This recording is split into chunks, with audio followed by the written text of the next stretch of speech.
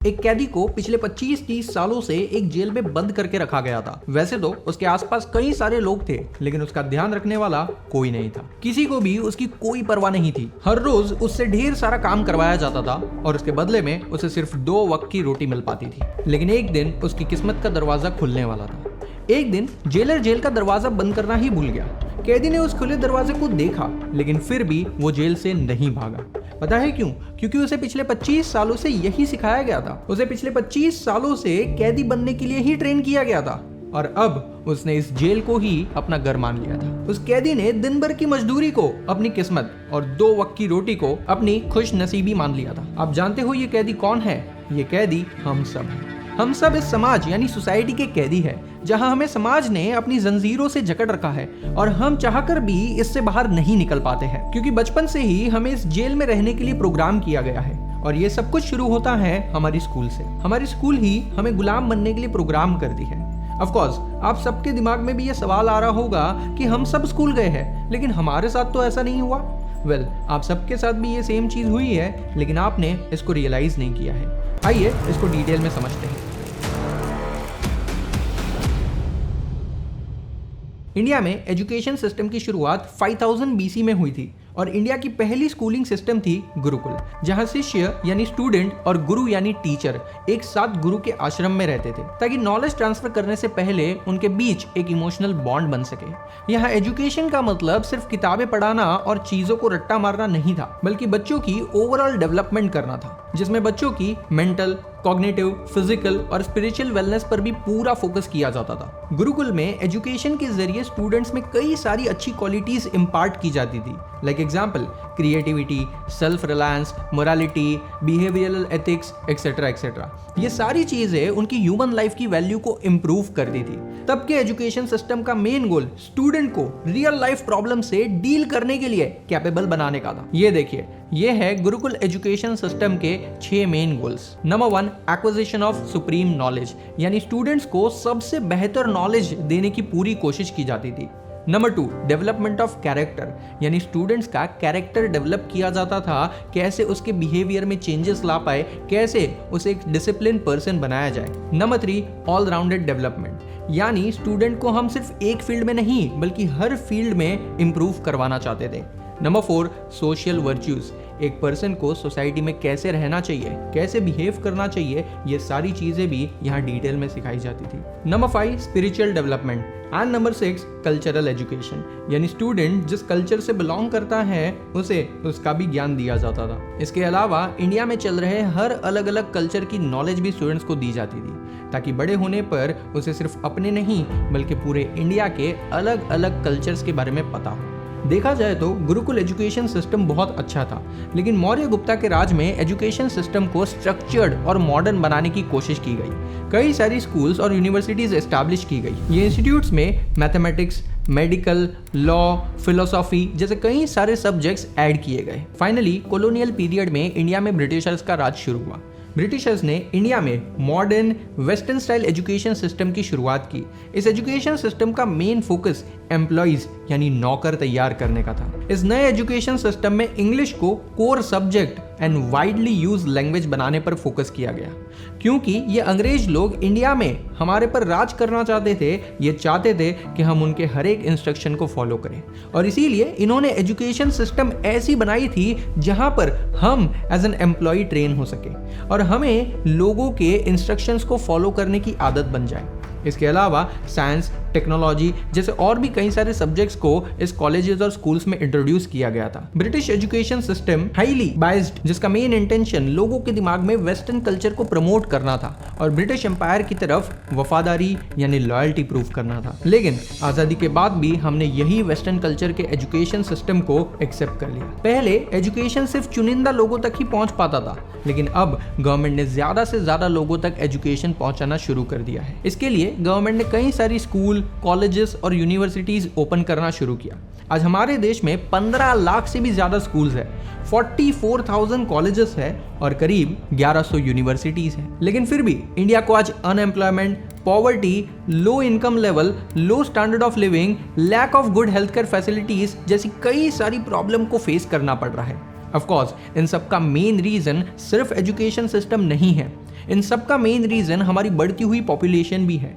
क्योंकि हमारी पॉपुलेशन बहुत तेजी से बढ़ रही है, उतने सारे रिसोर्सेज अरेंज करना शायद मुश्किल हो पा रहा है और इसीलिए कई लोगों को खाना नहीं मिल पाता है, कहीं लोगों को इलेक्ट्रिसिटी नहीं मिल पाती है, कहीं लोगों को वक्त पर पानी नहीं मिल पाता है। ऐसी बहुत सारी प्रॉब्लम हमें फेस करनी पड़ती है। लेकिन फिर भी हमारी एजुकेशन सिस्टम हमें सिर्फ नौकर बनाने की कोशिश कर रही है ताकि हम चुपचाप इन अमीर बॉसेस के ऑर्डर फॉलो करते रहे और इनका बिजनेस एम्पायर और बढ़ाते रहे। अगर आप भी सच में इस गुलामी की जिंदगी से बाहर निकलना चाहते हो तो आपको भी इन अमीर लोगों के जैसे सोचना पड़ेगा। आपको भी इन अमीर लोगों के जैसे फाइनेंशियल freedom अचीव करना पड़ेगा। Well, financial freedom means having enough residual income to cover your living expenses. It is not about being rich or super rich, but having enough to cover your living expenses without a job, so that you can spend your time doing what you like to do. अगर simple words में समझाऊं तो financial freedom का मतलब सिर्फ अमीर बनना नहीं है, बल्कि अपने पास सिर्फ उतने पैसे जमा करना है जिससे आप अपनी पूरी जिंदगी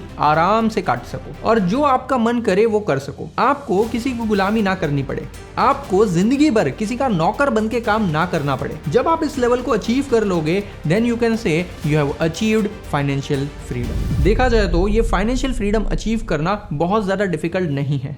आपको जल्दी शुरू करना है और बस कुछ सालों तक की मेहनत करनी है। हमारे इस वीडियो में मैंने एक्सप्लेन किया था कि कैसे आप सिर्फ 35 साल की उम्र में ही रिटायर हो सकते हो बाय प्रॉपर रिटायरमेंट प्लानिंग। इस वीडियो की लिंक मैंने डिस्क्रिप्शन में दे दी है, आप इस वीडियो को जरूर देखें ताकि आप भी जल्दी रिटायर होने के लिए एक प्रॉपर रिटायरमेंट प्लान बना सको। इसके अलावा अमीर बनने के लिए सिर्फ पैसा कमाना इंपॉर्टेंट नहीं है, आपको अमीर लोगों के जैसे सोचना पड़ेगा। कैसे ये अमीर लोग अपने पैसों को काम पर लगाकर खुद आराम करते हैं ये समझना पड़ेगा। और देखा जाए तो हमारे देश में पैसा बहुत है, लेकिन ज्यादातर पैसा सिर्फ अमीर लोगों के पास ही चला जाता है। गरीब और मिडिल क्लास लोग चाहकर भी अमीर नहीं बन पाते हैं। इसके पीछे का सबसे इंपॉर्टेंट रीजन है लैक ऑफ फाइनेंशियल लिटरेसी।